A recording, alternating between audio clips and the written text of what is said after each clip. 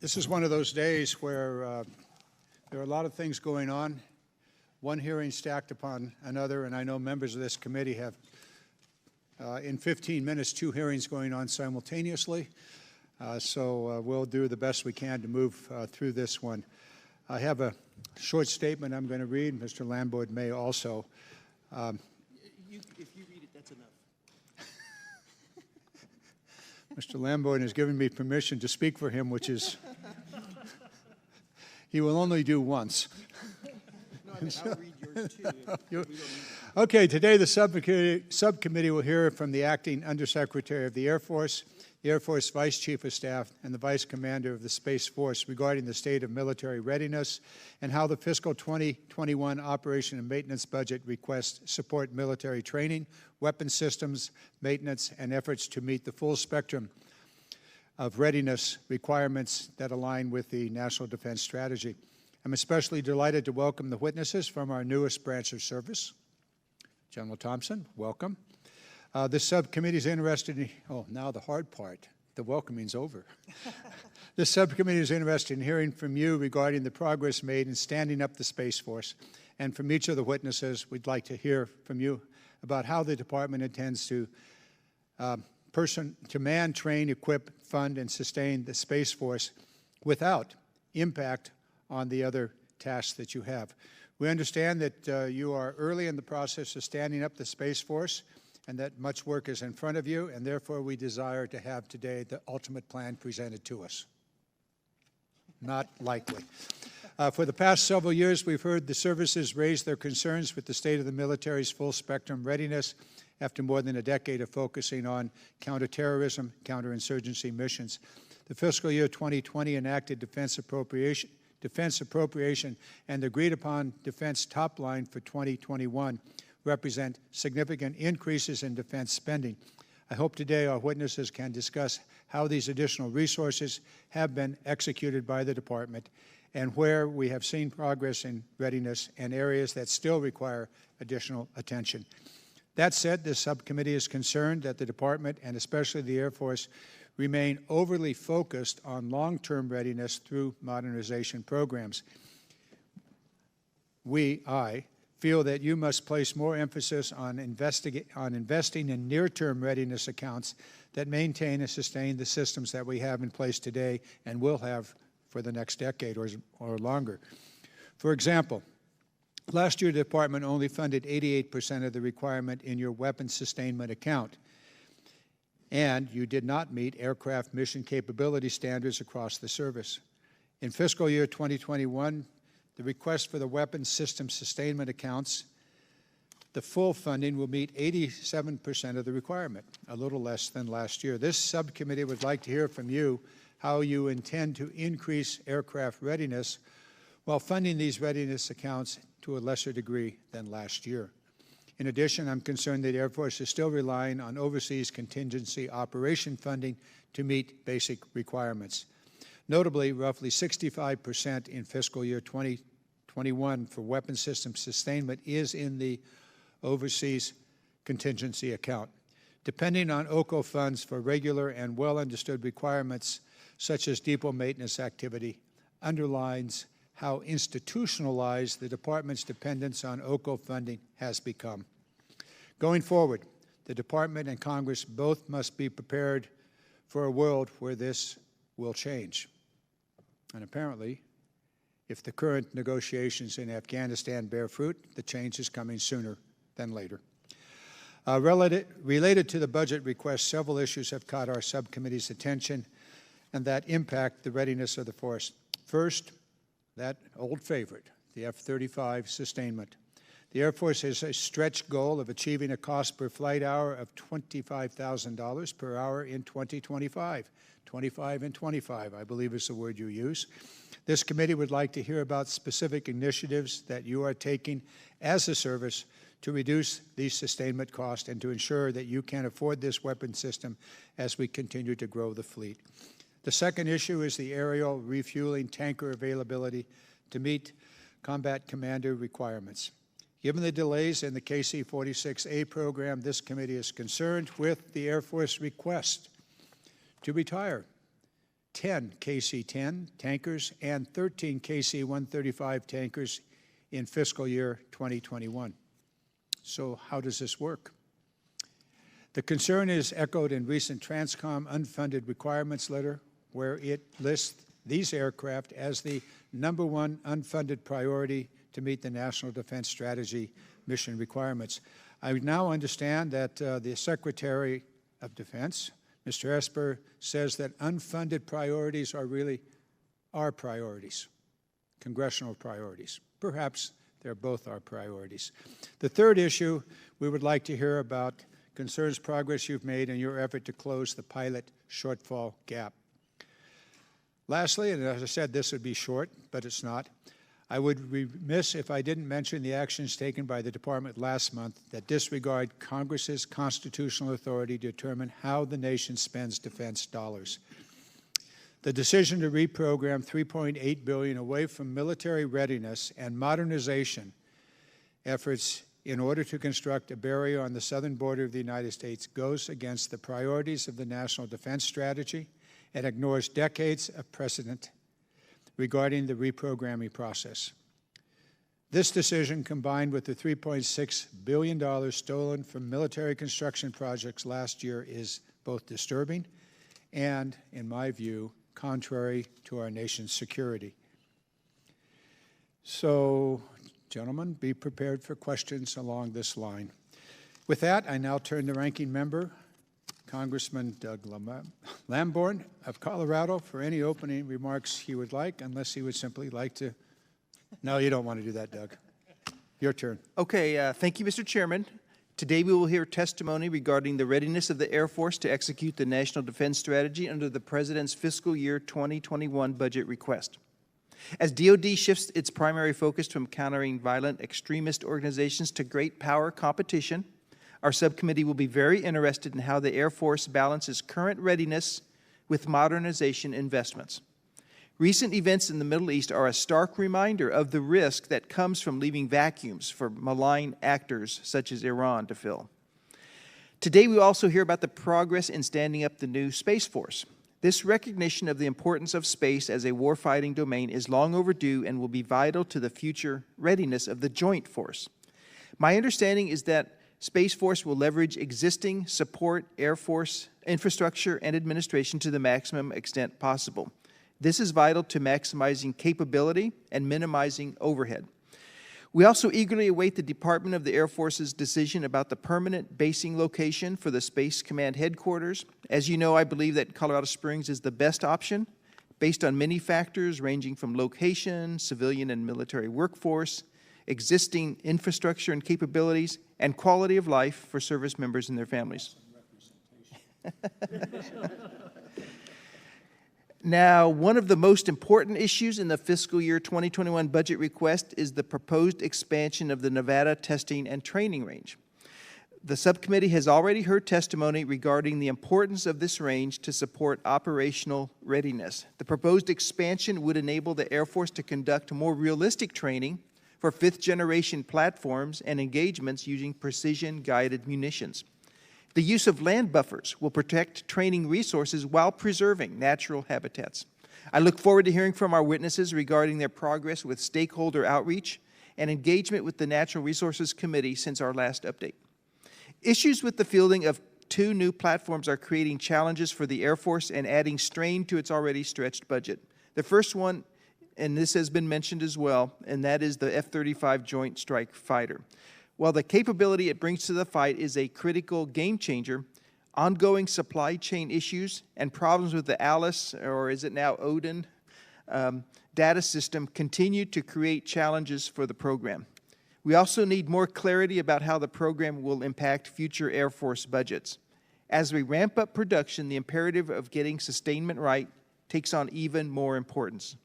And I look forward to hearing from our witnesses regarding their perspectives about the technical data and intellectual property issues in the F-35 program. I personally don't believe that the department should enter into a multi-year performance contract until all remaining technical data and intellectual property issues are resolved. We would also benefit from your thoughts about how we can shift more sustainment responsibilities to the military departments. The other program with fielding issues is the KC-46A. As of December 2019, Boeing had delivered 30 of these tankers to the Air Force. Unfortunately, ongoing issues with the remote vision system mean that these aircraft cannot yet perform operational tanker capacity. This shortfall caused the U.S. Transcom commander to request that the department defer the retirement of 23 legacy KC-10 and KC-135 tankers in his unfunded priority list. We look forward to hearing from our witnesses about the way ahead to address these shortfalls. One of the key readiness enablers in the Air Force is the organic industrial base. Our depots provide the capability to maintain warfighting capabilities throughout their life cycles. I am concerned that the Air Force plan to recapitalize the depots will require significant investment over many years at a time when it will continue to have a number of other major funding challenges. And my final concern is about people. This was also mentioned by the chairman. The Air Force has a pilot shortfall of about 2,000, but chose not to fund almost 200 new pilots in the budget request. It is unclear how we will reduce this backlog without full funding. So thank you, Mr. Chairman, and I yield back. Thank you, Mr. Lamborn. Indeed, if our staff had gotten together, we could have written one, because what you said is what I would have said, and perhaps vice versa. I'd like to now welcome our witnesses, and thank you for your leadership and the service that you provide to our country, and for representing the respective services today.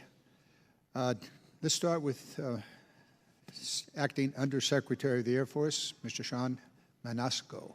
Did I do that correctly? You did, Mr. Chairman. Thank you. So, Mr. Chairman, Ranking Member Lamborn, distinguished committee members, thank you for the opportunity to be here today. So we never take your support for granted and appreciate the advocacy of this committee and what you provide to our air and space forces, and we're truly grateful. With the prepared statement in the record, allow me to open with just a few key points. Let me take that up. Without objection, all the written statements will be entered into the record. Great. So ordered. Great. The Department of the Air Force spent the better part of the last 3 decades in a readiness decline with a shrinking force and a procurement holiday. But the 2013 sequester was a major setback for the United States military, I think, as you are aware. And in fact, it did more to damage readiness than any enemy combatant in recent history. But in 2017, thanks to your leadership, that started to change. And over the last 3 years, through consistent budgets, steady top-line increases, and most importantly, your support, we arrested years of readiness decline and began to rebuild the force. Since April of 2018 alone, we increased readiness by 16% across the Department of the Air Force and 35% in our leading operational squadrons. I cannot overemphasize just how important stable and predictable budgets are to morale and readiness. They give us the ability to invest in new programs and to build combat-capable forces ready to compete, deter, and should deterrence fail, defeat those adversaries set upon disrupting our way of life. But we are still too small for what the nation has asked. With the rise of great power competition and the ongoing fight in the Middle East, the demand for air and space power continues to tax our force, driving trade-offs between meeting operational requirements and further restoring our readiness. As we look for new ways to invest in future capability while taking some near-term operational risk, we are prepared to make the necessary choices that are required. We are increasing manning levels in support of new fighters, new bombers, and cyber mission teams. We are funding our weapons systems sustainment and flying hour programs. And most importantly, we're dedicating money and personnel to form the backbone of our newest service, the United States Space Force. Success in the future requires us to make difficult decisions today, and we cannot do it alone. We ask for your help and continued support. And with that, sir, I look forward to your questions. Thank you very much.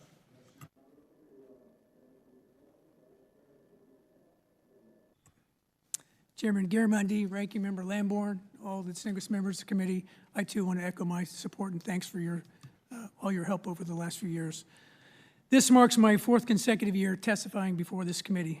I've enjoyed a front row seat on the readiness recovery that you all have helped enable. And I can honestly say that today your Air Force stands more ready than it has been in years, thanks in no small part to your support. So I owe you my best military advice. We are ready today, But if you ask me, do we have the force structure we need to deter peer competitors of tomorrow? Will we be ready for the threats peering over the horizon? I would answer, we certainly can be. Indeed, we must be. And with your continued support, I'm confident we will be. As I reflect on all the studies we've conducted, the countless hours we've spent with our joint partners examining the National Defense Strategy, and on my own 39 years of experience in this service, there are three fundamental truths that I've come back to. The first is we cannot win tomorrow's war with today's force structure. Your Air Force remains too small and too invested in capability that was simply built for a different time, so we have to modernize.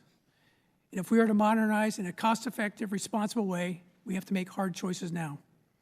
Choices on both the capability for the future fight, but more importantly, and much more difficult, choices on the Air Force we can't afford and the capabilities that we must divest to enable the transition to a superior, ready force for tomorrow. This budget reflects those hard choices, and we need your continued leadership to see those through. Second, modernization is critical, but it will be irrelevant if it's late to need. If we cede the initiative to China or Russia, then we play catch-up for years. We're either leaders or followers in this competition, and history has never been kind to the followers in the matter of war. There is no question that China and Russia are moving out at pace. They have been informed by careful study of our way of war, and they continue to invest in disruptive technologies and to target the very core of our competitive military advantage. Unabated, this risks our ability to maintain a peaceful world order. Your support to ensure stable, predictable, and sufficient budgets, and your willingness to support agile acquisitions that enable timely delivery of capability to our airmen is critical to keeping us ahead of the threat. And finally, I remain convinced that our most important weapon system, America's asymmetric advantage, is not hardware, it's our airmen. And we appreciate your continued leadership and advocacy to ensure they remain the best trained, best equipped, and best led airmen in the world. We have no greater duty than to prepare them for the challenges of peer competition and to care for them and their families as they defend our freedom and America's interests around the globe. Thank you for your leadership and your partnership, and I look forward to your questions. Thank you, General Wilson. Let's go to space. General Thompson. Chairman Garamendi, Ranking Member Landborn, and distinguished members of the committee. I'm honored to appear before you today along with my esteemed colleagues, and am privileged to be one of the 16,000 men and women currently assigned to the U.S. Space Force, serving under the leadership of General J. Raymond, the first Chief of Space Operations. These space professionals remain the best in the world at developing, fielding, and operating space systems, the systems that maintain the combat edge of our armed forces and what they enjoy as a result of freedom of action in space. On December 20th, 2019, the President and Congress established the U.S. Space Force as the newest branch of the armed forces, an historic milestone for the nation. Building the U.S. Space Force is our top policy priority. The Department is moving quickly to stand up a lean, agile, and mission-focused organization. While we continue to develop the capabilities, warfighting doctrine, and expertise needed to outpace future threats and execute today's critical space missions. As you all know, the important question when it comes to readiness is ready for what? The fiscal year 2021 space budget continues us on a path of irreversible implementation of the National Defense Strategy, which remains our guide star and our decision-making guide. Progress along the lines of effort in that document increasingly improve our ability to address near-peer threats in space and is sustained by adequate and timely funding of you, our partners in Congress. The U.S. Space Force is pursuing a strategy to ensure we can deter hostile action, defend and protect our interests, and if necessary, fight in, through, and from the space domain. This budget submission includes increased investment in 4 elements of that strategy. First, protecting and defending the highly capable satellite systems we depend on today. Next, fielding a robust architecture that's resilient under attack and delivers space capabilities through all phases of conflict. Then developing warfighters who are the essential part of winning the fight in the space domain. And finally, developing a broad range of options to respond with national security space capabilities if attacked. The Space Force is making significant investments to harden our assets and strengthen our posture in space and on the ground. For example, we're continually improving our space domain awareness network needed for the deep understanding of activities in space to treat it as a warfighting domain. Second, fielding command and control tools that provide both warfighters and commanders awareness, flexible options, and responsive solutions in crisis. In addition to that, we're modernizing vital warfighting capabilities, including improvements in GPS anti-jam and anti-spoofing, and jam-resistant low-probability of intercept waveforms for the family of advanced beyond line-of-sight terminals, which provide nuclear survival communications for our nation's leadership. Assured access to all orbits is also fundamental to sustaining the United States' freedom of action in space. National security space launch investments in this budget increase competition among launch providers, eliminate our reliance on the RD-180 engine, and ensure the space domain access for all of our national security space needs. Likewise, the Space Force is continuing to broaden the space industrial base and bringing cutting-edge technology to space prototyping. Innovative approaches to space acquisition, including space pitch days and the Space Enterprise Consortium, will reap the benefits for the Space Force in terms of leveraging commercial investment, accelerating new technology, and rapidly prototyping and acquiring new systems. With all the physical assets of the Space Force and everything that it has to execute its missions, it's the people who power the Space Force and who are our most important asset. We're developing detailed plans, and by fiscal year 2021, expect to transfer more than 6,000 personnel into the U.S. Space Force. Ultimately, we'll expand that cadre to more than 12,000 space professionals across 15 career fields to protect U.S. interests in space well into the future. Let me close by stating once again that we do not seek conflict in space. However, we must maintain a position of strength and develop a credible warfighting capability in order to deter conflict and maintain a full range of options to ensure our national security. The U.S. Space Force is taking the lead to preserve U.S. and allied interests, to provide capability across the continuum of conflict, and defend our forces, our allies, and our partners. Thank you again for the opportunity to testify. I look forward to your questions. Thank you very much. In my opening statement, I raised about 7, 8 different specific issues. I won't ask those questions here, but I would expect in the days ahead that we would have a response to those questions. I think I gave you a heads up ahead of time. Again, I don't expect a response here. I know that 2 Air Force bases in California are significantly impacted by the coronavirus and the evacuees from various parts of the world.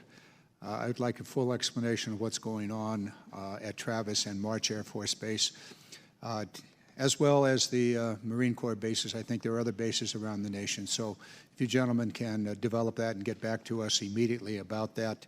I will note that there's a public health emergency at Travis, and so the question is apparent. I'm going to go to you, General Thompson, with a quick question. I guess actually it's, well, a question. The California National Guardsmen are already operating space missions for the Air Force and for the Army, including secure satellite communications, space control, space operations, intelligence, ISR, ICBM, and missile defense, a major part of the space operations. I know you're still in the early stages. You haven't figured out how to integrate both the Reserve and the National Guard into your programs. I would urge you to keep in mind that these units have been operating for some time, and if integrated fully, that is, as a unit, I think you'd be well served. And if you were to break them up in some way, then you get to start to rebuild units that are already in place. Bringing to your attention 195th Wing at Beale Air Force Base, 184th Space Operations Squadron, 216th Space Control Squadron, 234th Intelligence Squadron, and then the missile defense programs at Vandenberg. with the 100th Missile Defense Brigade Detachment, which operates the Vandenberg missile defense systems. Keep that in mind. I'm going to forego any more time of my own and pass this to Mr. Lamborn. Thank you, Mr. Chairman. I'll just jump right in for Acting Secretary Manasco. Based on the hearing that we had on land withdrawals for military ranges, I have some questions about stakeholder outreach and the status of Air Force efforts to engage the Natural Resources Committee, which has primary jurisdiction on land withdrawals. What's the progress in both of those, stakeholder outreach and discussions with the Natural Resources Committee? Congressman, we've been in active conversations at the national, local, and state level. And so, as you well know, there's a lot of conversations still yet to take place.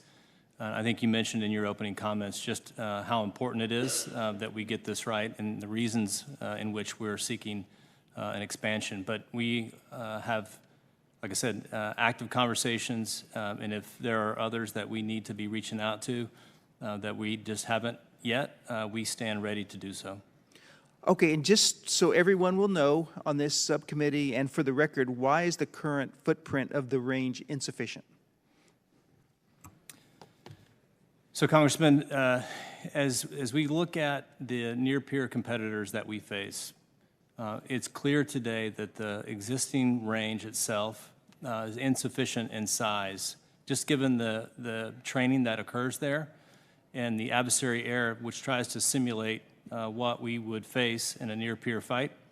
The range and speed and distance of our adversaries is increasing, and so therefore we need to look at our range facilities with that lens.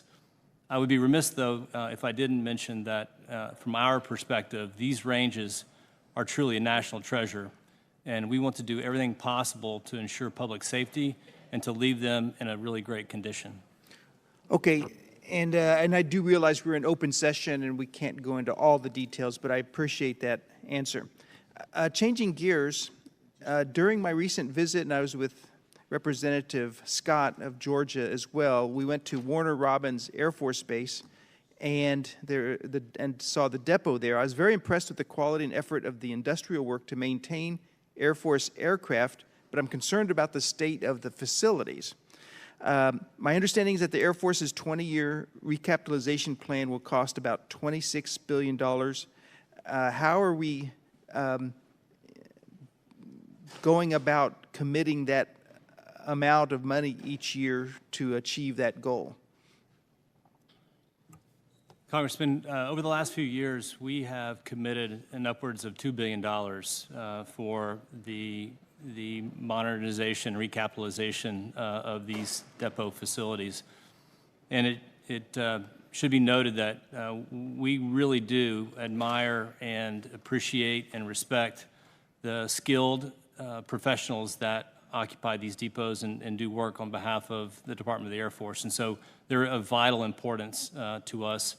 And lastly, we are committed to living up to the 6% statute to be able to fund, again, their recapitalization in the future.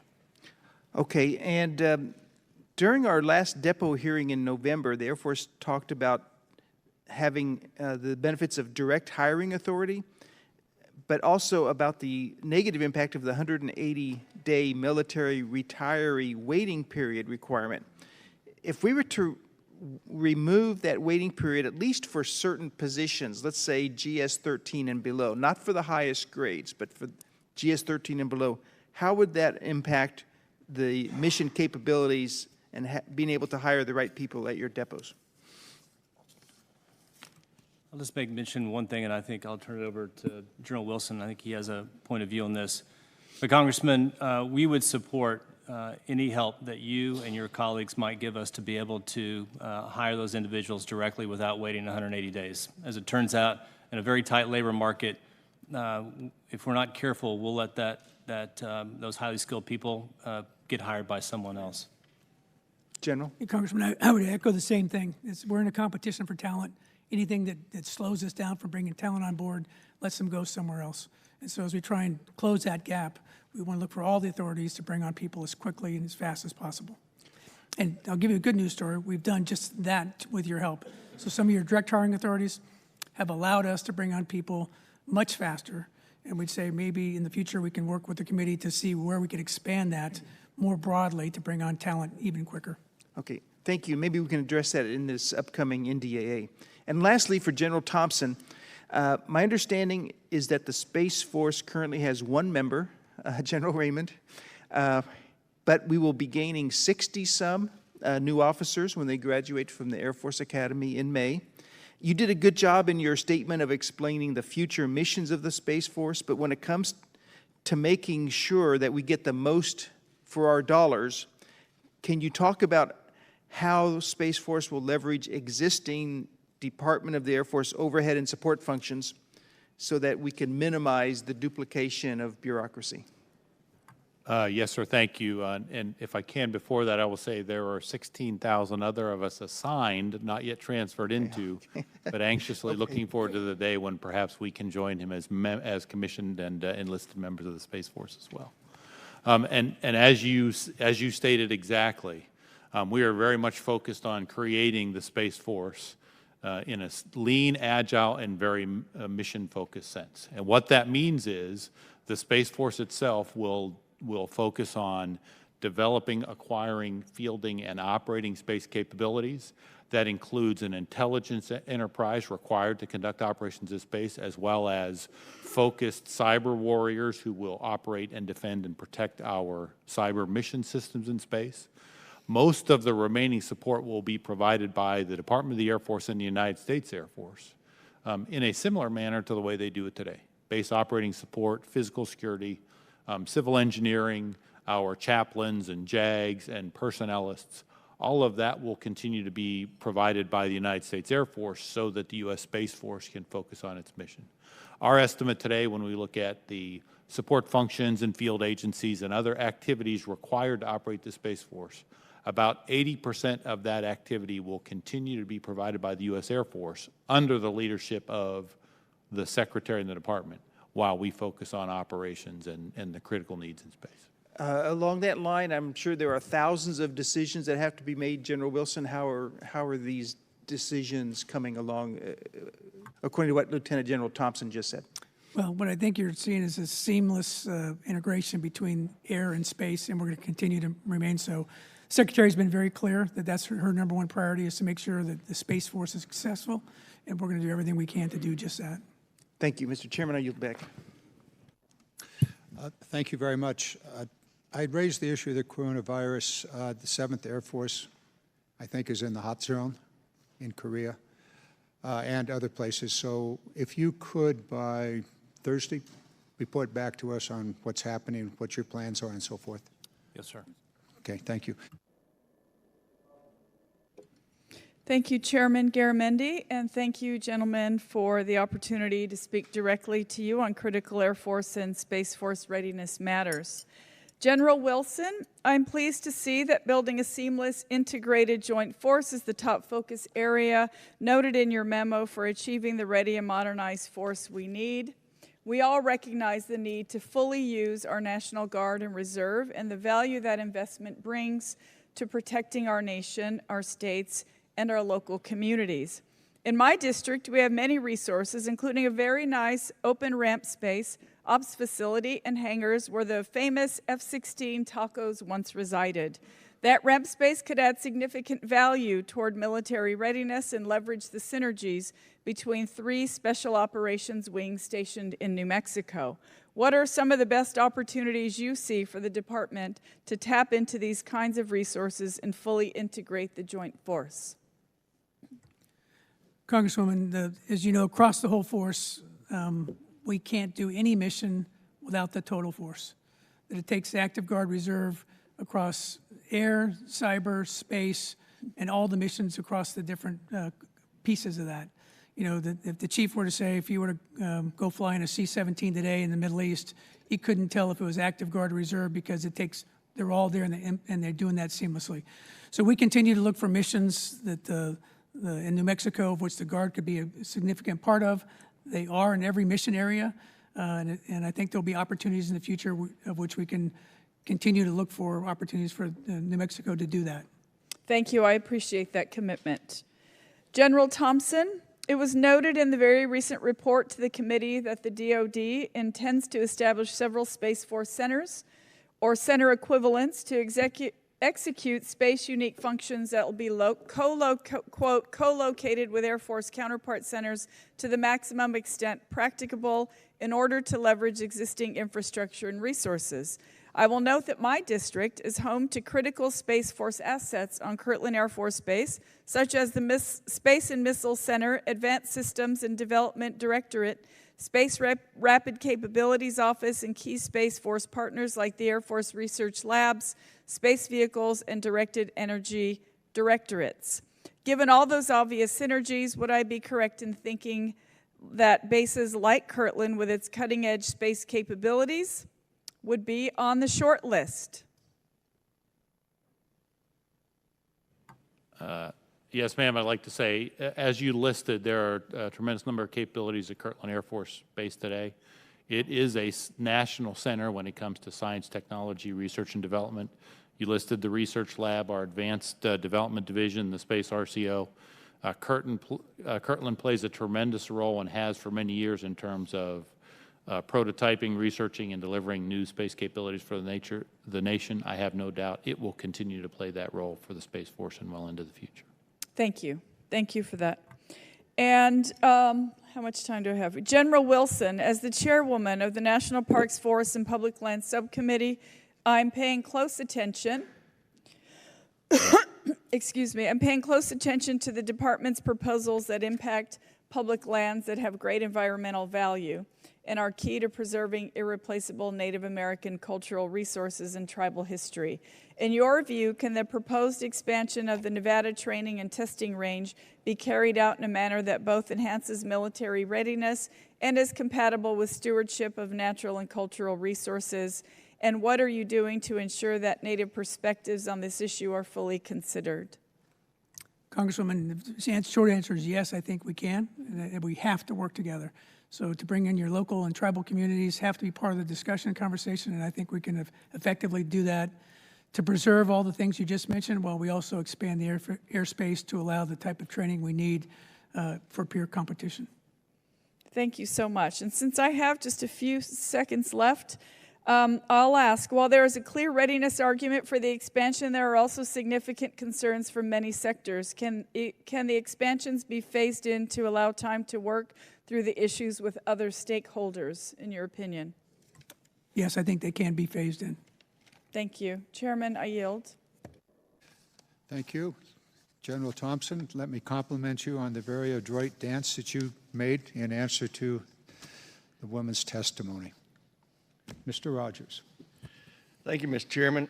General Wilson, there's been some discussion about pursuing a long-term performance-based logistic contract for the sustainment of the F-35.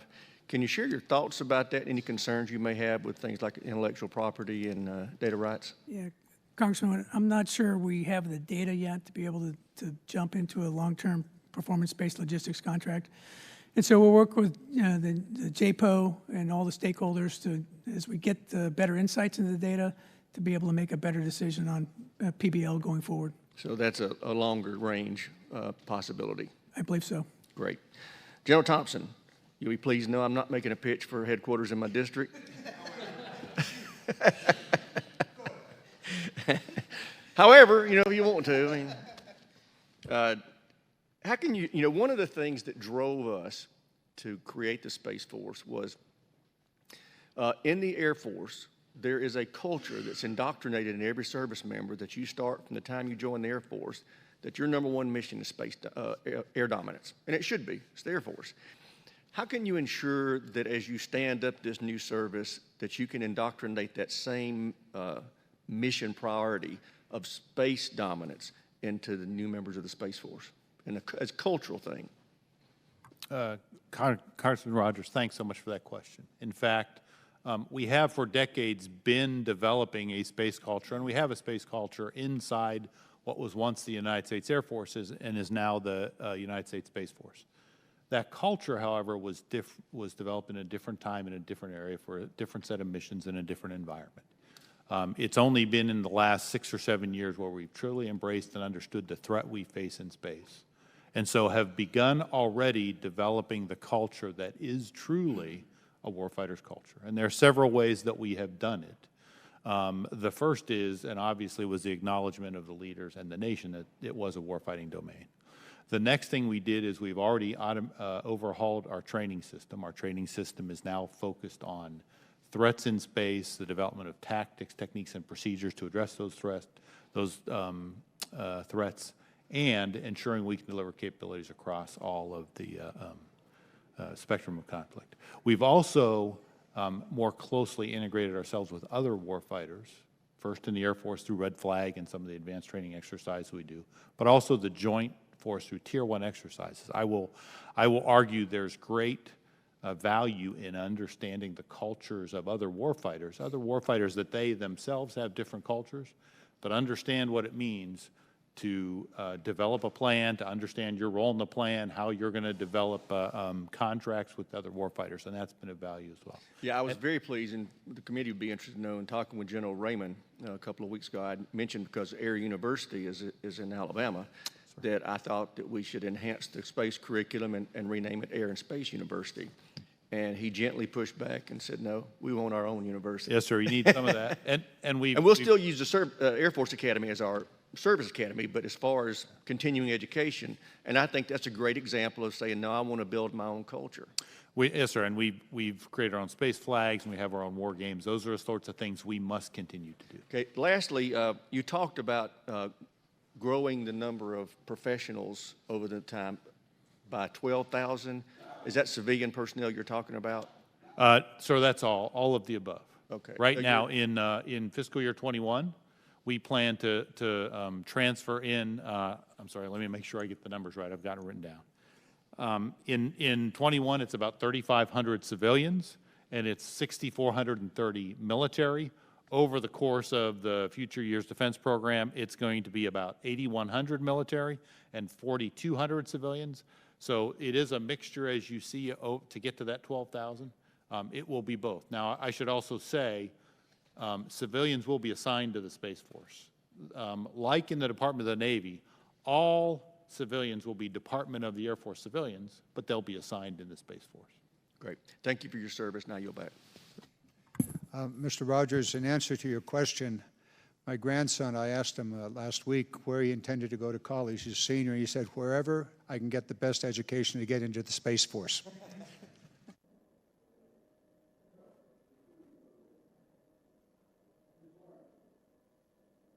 Thank you very much, Mr. Chairman. Thank you, gentlemen, for being here with us today and for your testimony. I also want to commend Congressman Rogers and also Congressman Cooper for the work they did on the Space Force and outlining the importance of standing up the Space Force. I'll get back to questions about that in a minute, but I think it's there's a lot more work to do to help people understand, and the general public, as well as to support you all in standing this up.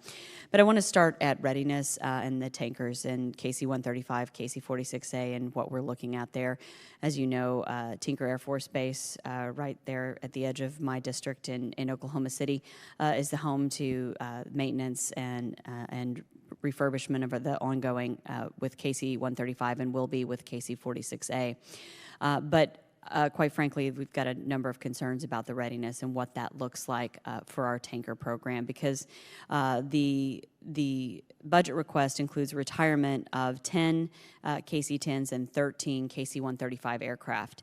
Knowing that these aircraft are 70-plus years old, and the force that the civilian contractors, the individuals, armed services at Tinker do an amazing job of refurbishing these aircraft, it is remarkable that they are still flying, and we have to continue to keep them up. But with the challenges with the KC-46A tankers, I'm concerned about this proposed transition and retirement of the 13, and just saw an article from, let's see, I just opened it up, the Air Force magazine that came out about the testimony in front of the Senate, that until the RVS challenge is fixed, the Air Force is not going to commit to using the KC-46As. So I'm concerned about the readiness issue there. So I'd like to find out, and I'll put this, I'll start with you, Mr. Secretary.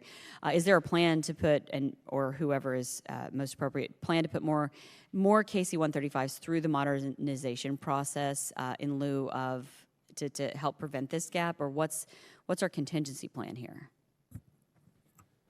Ma'am, yes, we are investing in that platform to modernize it.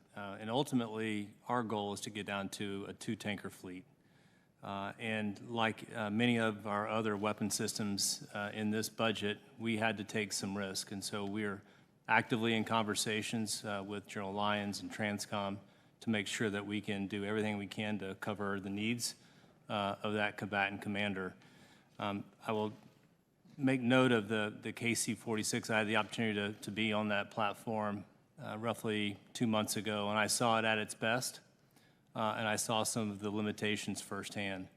We are in active conversations with Boeing on what a permanent fix might look like, and we look forward to being able to continue to make progress. And ultimately, if we were to have to go to war tonight, General Miller, I think as you probably may have heard, has said that she would put that tanker in a fight. Thank you. And following up on readiness and the impact of tankers, but also pilot shortage. Let's talk about that. I happen to agree that I was nodding my head intensely with both opening statements of the chair and the ranking member. I think we're very much aligned. And with the 2,000 pilot shortfall across all airframes, and the reduction in intended pilots, that seems to be going in the opposite direction. And with the need for more pilots, as you look at this issue, how do you plan to bridge that gap when this proposed, the FY21 reduces the number of pilot slots? Congresswoman, let me assure you, we're not reducing the number of pilots that we're trying to build. We actually have a really good news story. In 2015, we graduated about 1,000 pilots. In 2019, we graduated almost 1,300, and we'll graduate a little bit more than that in FY20. Our goal is to get to almost 1,500, so we've seen a 30% increase in the pilot production over the last 3 years, thanks to your help. And we're on a path to be able to continue that to get towards 1,500, which we think we need. This is a national problem, though. Between all the services, we're going to produce, 2,200 pilots, and the airlines are going to hire 5,000. Right? So that's the challenge we face. Our training command has done some remarkable work in terms of what they call Pilot Training Next. And so it's where they go to student focus curriculum that's individualized and using augmented reality and virtual reality to help not only make it better, but also make it faster. So we think there's great potential in that. We're now on to the next phase of it. We're going to try and scale that across all of our UPT bases starting this next year. But we too are concerned on being able to produce the number. But then the next part is I got to be able to season them with the right flying hours, and then I got to retain them on the back end on this process. And we've got efforts underway on the production, the seasoning, and the retention of our pilots. Thank you, General. I guess, General Thompson, I'll have to follow up on questions later for the Space Force. Mr. Scott, it may be the coronavirus and the slowdown in the airline industry might help solve your problem. Thank you, Chairman. Mr. Secretary, you're a West Point grad. That makes you Army.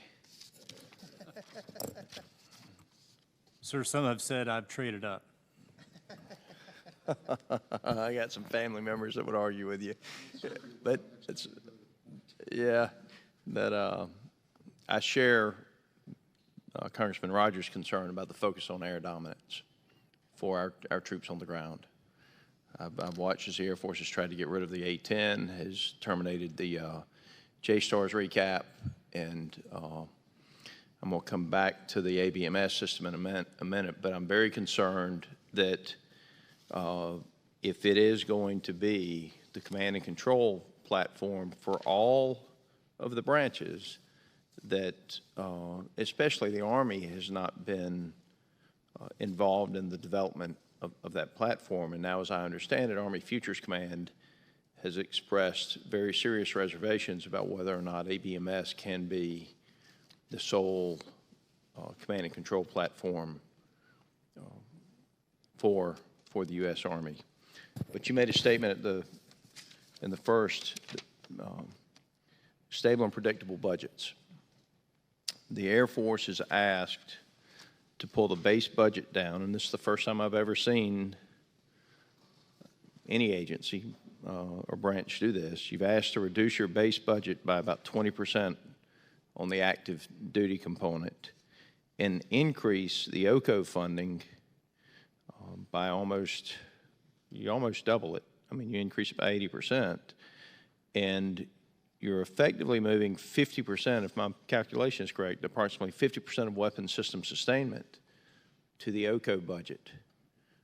What is the reasoning for this, and isn't this, from the weapons system sustainment standpoint, this is contrary to what you would want if you wanted stable and predictable budgets?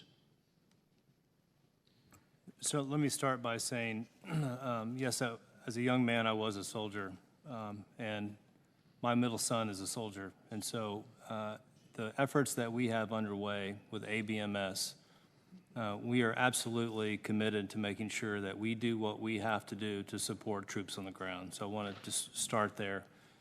That's important to us, and by design, that it will be just that. And we will work very closely with our sister services to bring this concept of JADC2 to life.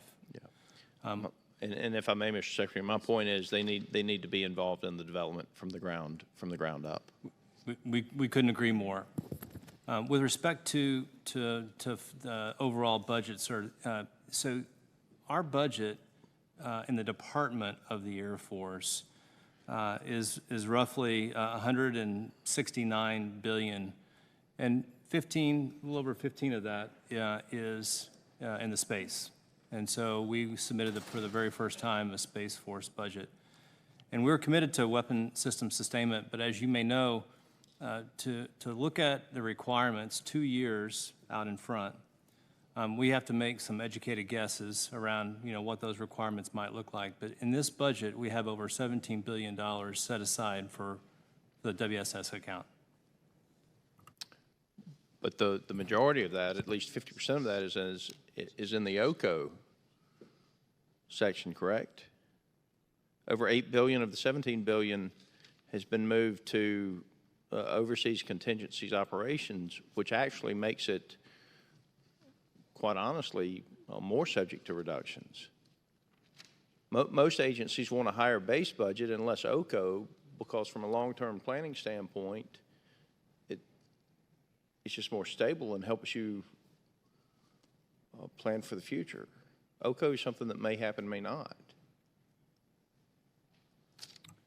Sir, on those numbers, I just want to make sure that we have the exact same ones. And so if it's okay, I might come back to you because you raised a really good question, but I think there might be some confusion in the numbers themselves. Okay, so I'm happy to take for the answer. I'm looking at a base budget for 2020, $42 billion. Base for 2021 requested 34. OCO in the center of the active duty component. OCO for 2020 is 10.3. OCO for 2021, 17.9. And in the explanation, the majority of that plus up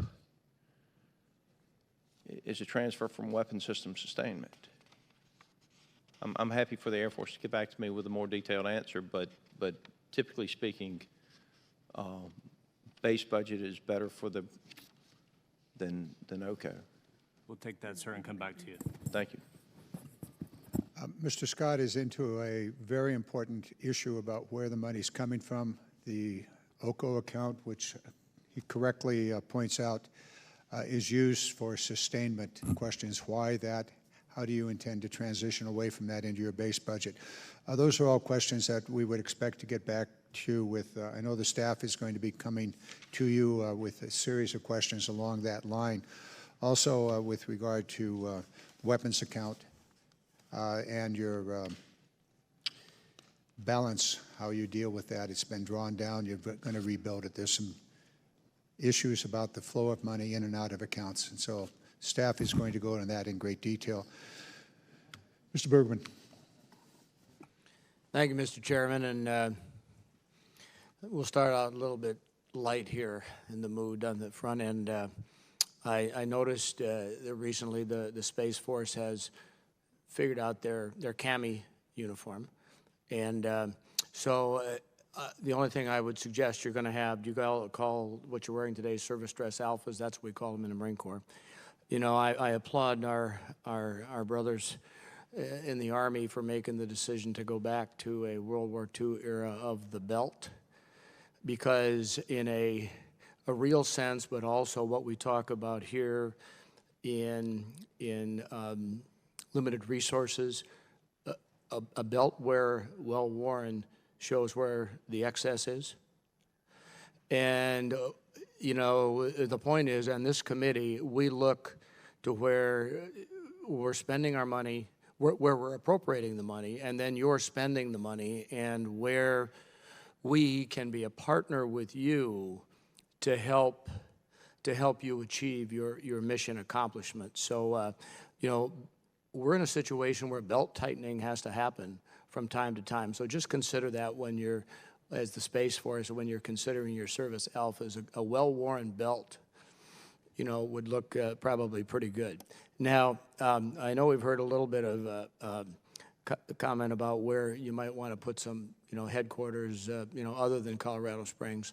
But, you know, I'm not suggesting we don't put it there, but I guess as you look at Space Force, are there any opportunities or considerations for, let's say, a northern tier presence as we look at things, like not building new bases necessarily, but using capabilities that already exist to look at what you're going to be doing as a Space Force to counter hypersonics, which is, you know, horizontal launch, or, you know, difference in vertical launch, or telemetry as you're matching the satellites with autonomous vehicles on the ground, or anything like that? Is there anything that you care to share with us at this end as far as the future?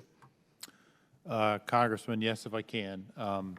In fact, as a result of the establishment of the Space Force, and as we develop the organizational structure associated with it, field commands, what we've done in essence with that and with Headquarters U.S. Space Command basing is we're now going to take a holistic look at all of the potential options, all the potential locations. We've been directed to go back, open up the aperture, and look at all of them. And so that includes bases. It includes perhaps some non-traditional locations. We will absolutely establish the criteria we need for each of these organizations and then base them accordingly. Yeah, is one of those criteria going to be potentially, not necessarily co-locating with, but at least sharing facilities with commercial space?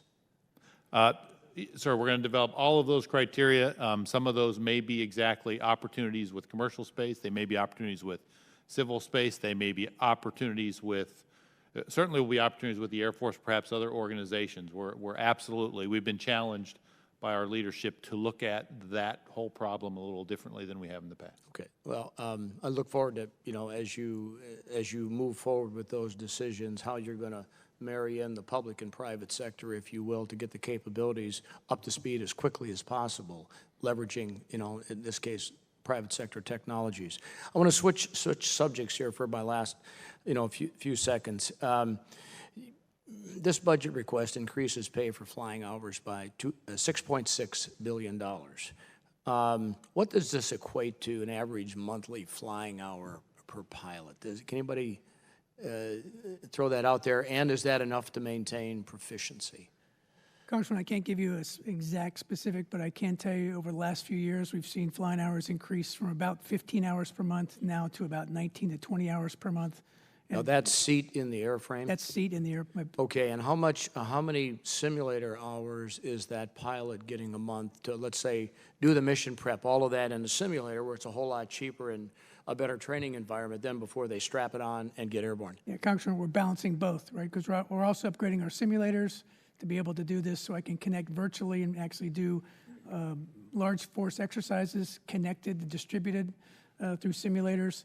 And so simulators and moving forward with our sim infrastructure is a big part of it, but we're balancing both to be able to do it in the sim as well as There's nothing like doing it in the air, but real time. Yeah, and we're in an unclassified setting here, so you know that the training and capabilities that we're going to need in our pilots with the airframes we're flying like the F-35 and others, whether they be manned or unmanned, that best training initially to get them switchology, if you will, or thinkology, or whatever you want to call it, is going to be the first phase in the simulator. And I guess the only thing I would, and I'm pretty sure you would agree with this, that you can create an airframe quicker than you can create an experienced pilot.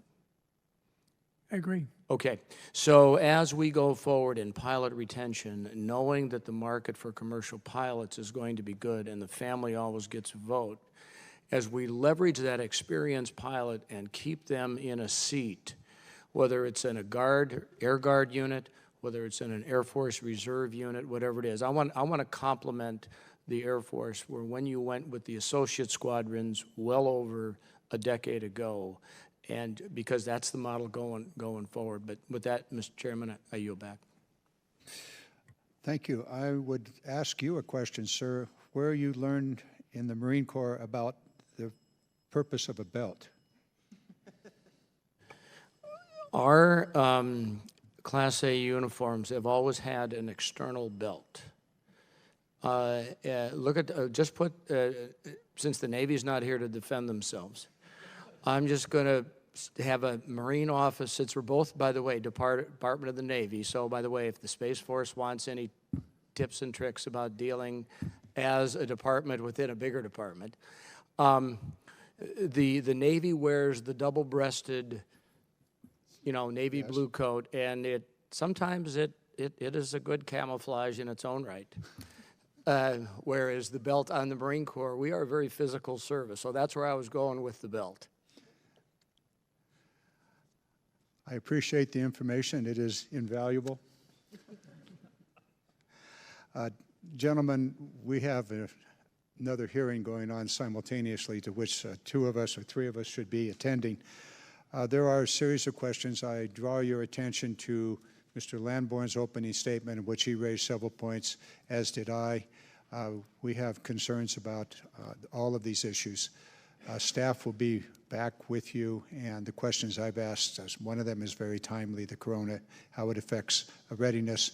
I mentioned Korea, Italy, United States, so forth. So please get back to us with that. At this point, this meeting is adjourned. Thank you very much for your testimony. Oh, my pleasure.